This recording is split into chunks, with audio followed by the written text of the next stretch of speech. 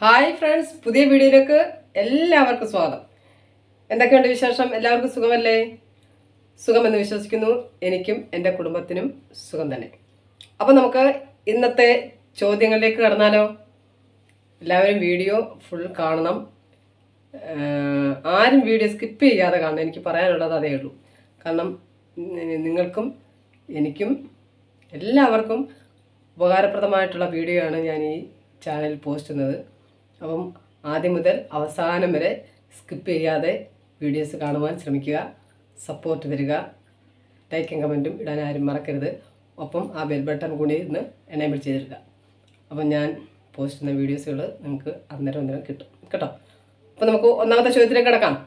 ചോദ്യം ഇതാണ്: ഏഷ്യാഡിൽ വ്യക്തിഗത സ്വർണം നേടിയ ആദ്യ മലയാളി വനിതയാര്? മിക്ക ആളുകൾക്കും അറിയാം എന്ന് ഞാൻ വിശ്വസിക്കുന്നു. എന്നാലും ഉത്തരം ഞാൻ പറയുകയാണ്: MD വത്സമ്മ.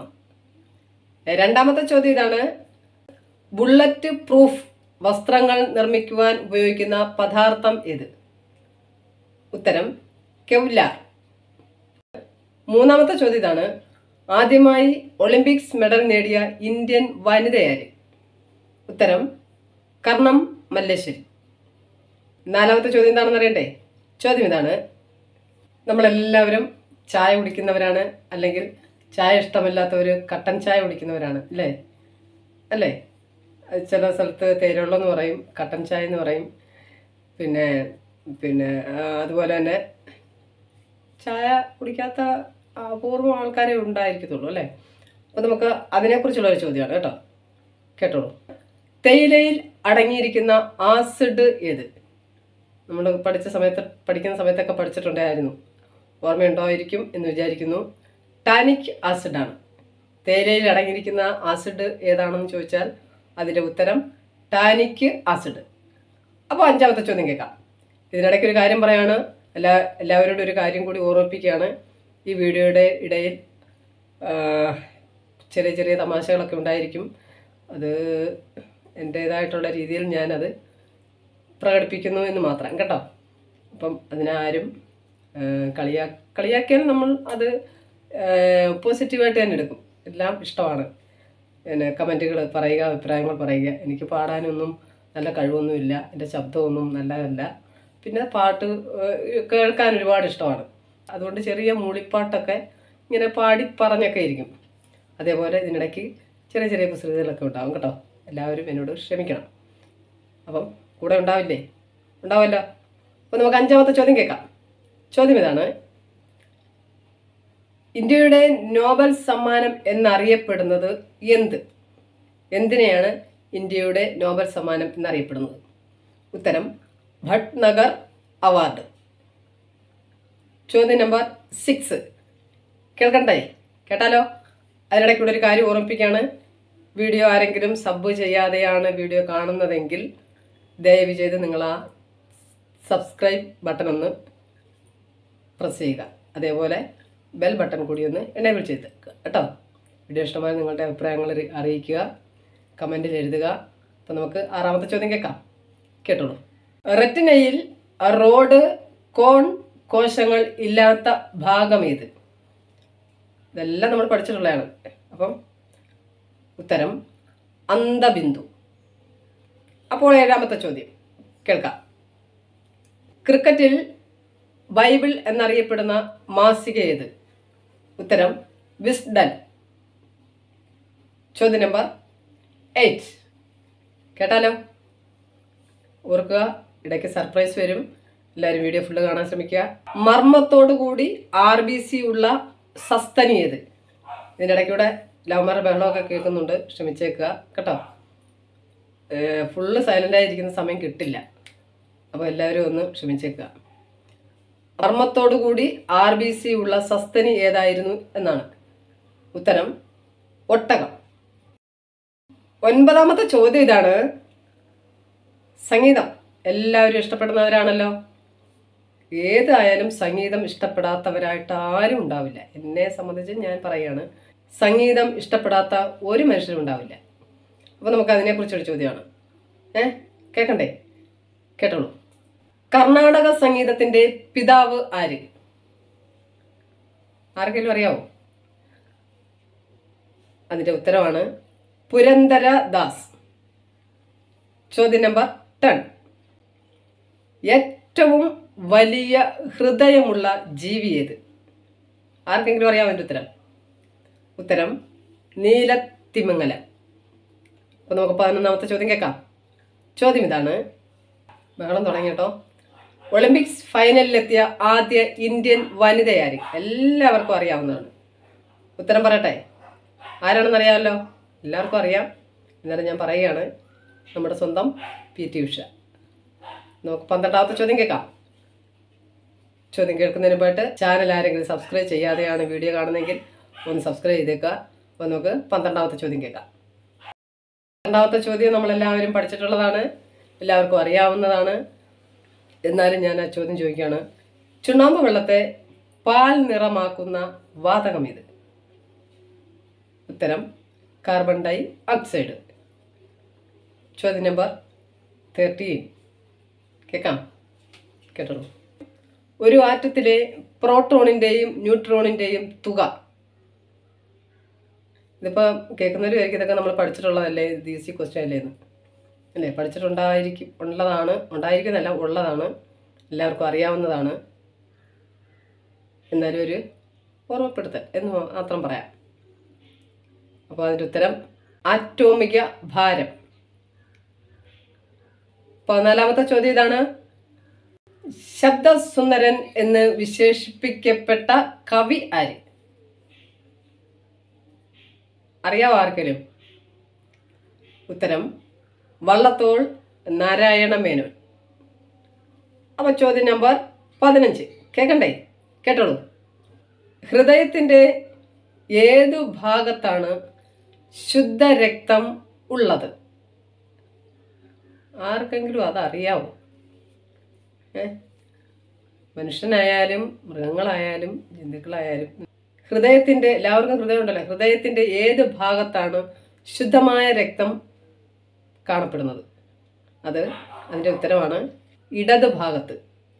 കേട്ടോ? നമുക്ക് 16ാമത്തെ ചോദ്യം കേട്ടാലോ? അപ്പോൾ നമുക്ക് സർപ്രൈസ്, എൻ്റെ ചെറിയ ചെറിയ കുസൃതികൾ. 16ാമത്തെ ചോദ്യത്തിന് മുമ്പായിട്ട് എൻ്റെ ആ കുസൃതികൾ പറഞ്ഞ ചെറിയ നിമിഷം ഇതിൽ കൂടി പങ്കുവയ്ക്കുകയാണ് കേട്ടോ. ഇപ്പോൾ 2 വരി പാടാമെന്ന് പറയില്ല, പറയാം. അഭിപ്രായം നിങ്ങൾ പറയണം കേട്ടോ. അപ്പോൾ നമുക്ക് ആ 2 വരി കേട്ടാലോ? ഓക്കെ. ദേശാടനം, അതിനകത്തൊരു പാട്ട്, അതിനകത്തെ പാട്ടെല്ലാം ഇഷ്ടമാണ്. അപ്പം ഒരുപാട് ഇഷ്ടപ്പെട്ട ഒരു പാട്ടുണ്ട്. അപ്പം അത് ഞാനൊന്ന് പറയാം കേട്ടോ. പാടാമെന്നല്ല, പറയാം. കളിവീടുറങ്ങിയല്ലോ, കളിവാക്കുറങ്ങിയല്ലോ, ഒരു നോക്കു കാണുവാരൻ ആത്മാവു തേങ്ങുന്നല്ലോ. തഴുകുന്ന തിരമാലകളെ, ചിരിക്കുന്ന പൂക്കളെ, തഴുകുന്ന തിരമാലകളെ, ചിരിക്കുന്ന പൂക്കളെ, അറിയില്ല നിങ്ങൾക്കെൻ്റെ അടങ്ങാത്ത ജന്മദുഃഖം. കളിവീടുറങ്ങിയല്ലോ, കളിവാക്കുറങ്ങിയല്ലോ, താരാട്ടു പാടിയാലേ ഉറങ്ങാറുള്ളൂ ഞാൻ, പൊന്നുമ്മ നൽകിയാലേ ഉണരാറുള്ളൂ. താരാട്ടു പാടിയാലേ ഉറങ്ങാറുള്ളൂ ഞാൻ, പൊന്നുമ്മ നൽകിയാലേ ഉണരാറുള്ളൂ. കഥയൊന്നു കേട്ടാലേ ഉണ്ണാറുള്ളൂ, എൻ്റെ കൈവിരൽ തുമ്പു പിടിച്ചേ നടക്കാറുള്ളൂ, അവൻ നടക്കാറുള്ളൂ. കളിവീടുറങ്ങിയല്ലോ, കളിവാക്കുറങ്ങിയല്ലോ, ഇനിയെന്നു കാണുമെന്നാൽ പിടഞ്ഞു പോയി എൻ്റെ ഇടനെഞ്ചിലോർമ്മകൾ തുളുമ്പിപ്പോയി. ഇനി എന്നു കാണുമെന്നാൽ പിടഞ്ഞു പോയി എൻ്റെ ഇടനെഞ്ചിലോർമ്മകൾ തുളുമ്പിപ്പോയി. എത്രയായാലുമെൻ ഉണ്ണിയല്ലേ അവൻ, വിലപിടിയാത്തൊരൻ നിധിയല്ലേ, എൻ്റെ പുണ്യമല്ലേ. കളിവീടുറങ്ങിയല്ലോ, കളിവാക്കുറങ്ങിയല്ലോ, ഒരു നോക്കു കാണുവാനൻ ആത്മാവു തേങ്ങുന്നല്ലോ. ഇനി എന്നു കാണുമെന്നാൽ പിടഞ്ഞു പോയി എൻ്റെ ഇടനെഞ്ചിലോർമ്മകൾ തുളുമ്പിപ്പോയി. ഇനി എന്നു കാണുമെന്നാൽ പിടഞ്ഞു പോയി എൻ്റെ ഇടനെഞ്ചിലോർമ്മകൾ തുളുമ്പിപ്പോയി. എത്രയായാലുമെൻ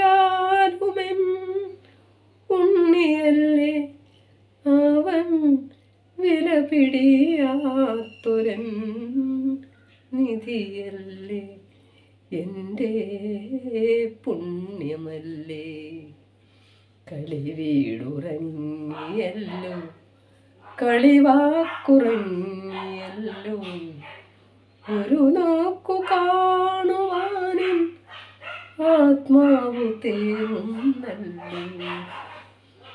അവന്മാരുടെ ഗാനമാണ്. അപ്പം എന്നെ കൊണ്ട് നോക്കുന്ന പോലൊക്കെ ഞാൻ പാടിയതാണ്. എനിക്ക് സൗണ്ടില്ല, എനിക്ക് പാടാൻ അറിയത്തില്ല. പാട്ട് ഒരുപാട് ഇഷ്ടമാണ്, സംഗീതം ആസ്വദിക്കുന്ന ഒരാളാണ്. അപ്പോൾ അതുകൊണ്ടൊക്കെയാണ് ഞാൻ ഇങ്ങനെയൊക്കെ കാണിച്ചു കൂട്ടുന്നത്. എല്ലാവരും എന്നോട് ക്ഷമിക്കുക. നിങ്ങൾക്ക് ഇഷ്ടപ്പെട്ടെങ്കിൽ അഭിപ്രായം പറയുക കേട്ടോ. അപ്പോൾ നമുക്ക് 16ാമത്തെ ചോദ്യത്തിലേക്ക് കടന്നാലോ? ചോദ്യം കേൾക്കണ്ടേ? ഇത് മാത്രം പോരാല്ലോ, ചോദ്യം കേൾക്കട്ടെ. ചോദ്യം കേട്ടോളൂ. ഈ ചോദ്യം ഉത്തരം നിങ്ങൾക്ക് എല്ലാവർക്കും അറിയാവുന്നതായിരിക്കും. ചെസ്സ് ഇഷ്ടമാണോ എല്ലാവർക്കും? ചെസ്സ് കളി ഇഷ്ടമാണോ? ചെസ്സ് ഇഷ്ടപ്പെടാത്തവരാരും കാണില്ല ആണ് എൻ്റെ വിശ്വാസം. ചെസ്സ് കളിക്കാനൊക്കെ എനിക്ക് കുറച്ചൊക്കെ അറിയാം കേട്ടോ. അപ്പം ലോക ജൂനിയർ ചെസ് ചാമ്പ്യനായ ആദ്യ ഇന്ത്യൻ താരം ആര്? എനിക്ക് അദ്ദേഹത്തെ ഭയങ്കര ഇഷ്ടമാണ്. ആരാന്നറിയണ്ടേ? ഉത്തരം വിശ്വനാഥൻ ആനന്ദ്. അപ്പോൾ നമുക്ക് 17ാമത്തെ ചോദ്യം കേട്ടോളൂ. കാർബൺ ഡൈ ഓക്സൈഡ് കണ്ടുപിടിച്ചത് ആര്? ഉത്തരം ആർക്കെങ്കിലും അറിയാവോ? പറയട്ടെ. Joseph black. അപ്പോൾ നമുക്ക് 18ാമത്തെ ചോദ്യം കേൾക്കാം. കബഡിയുടെ ജന്മനാട് ഏത്? 18ാമത്തെ ചോദ്യമാണ് കേട്ടോ. കബഡിയുടെ ജന്മനാട് ഏത്? ഏതാന്ന് പറയട്ടെ. നമ്മുടെ സ്വന്തം ഇന്ത്യ തന്നെ. ഏഷ്യാഡിൽ വ്യക്തിഗത സ്വർണം നേടിയ ആദ്യ ഇന്ത്യൻ വനിതയാര്? ആരാണ്? അറിയാവോ? കമൽ ജിത്ത് സന്ധു. അപ്പോൾ 20ാമത്തതും അവസാനത്തതുമായ ചോദ്യവും ഉത്തരവും അറിയുന്നതിന് മുമ്പ് ഒരു കാര്യം കൂടി എല്ലാവരെയും ഓർമ്മിപ്പിക്കുകയാണ്. വീഡിയോ നിങ്ങൾ ആദ്യം മുതൽ അവസാനം വരെ കാണാൻ ശ്രമിക്കുക. വീഡിയോ ഇടയ്ക്ക് വെച്ച് സ്കിപ്പ് ചെയ്യാൻ പാടില്ല. ദയവ് ചെയ്ത് നിങ്ങൾക്ക് എല്ലാവർക്കും അറിയാവുന്നതും അറിയാൻ പാടില്ലാത്തതും ഇനി അറിയാൻ ശ്രമിക്കുന്നതുമായ അറിയേണ്ടതുമായ ചോദ്യങ്ങളും ഉത്തരങ്ങളുമാണ് ഈ മുത്തുച്ചിപ്പി 25 എന്ന എൻ്റെ ഈ ചാനലിൽ ഞാൻ പോസ്റ്റ് ചെയ്യുന്നത്. അതുകൊണ്ട് ദയവ് ചെയ്ത് എല്ലാവരും വീഡിയോ ആദ്യം മുതൽ അവസാനം വരെ കാണാൻ ശ്രമിക്കുക. ഒപ്പം സപ്പോർട്ടും. അതിൻ്റെ കൂടെ ചാനൽ സബ്സ്ക്രൈബ് ചെയ്യുക. കൂടെ ആ ബെൽ ബട്ടൺ കൂടി നമ്മൾ ഇടുക. വീഡിയോ ഇഷ്ടമായാൽ ലൈക്കും കമൻറ്റും ഇടാൻ മറക്കരുത്.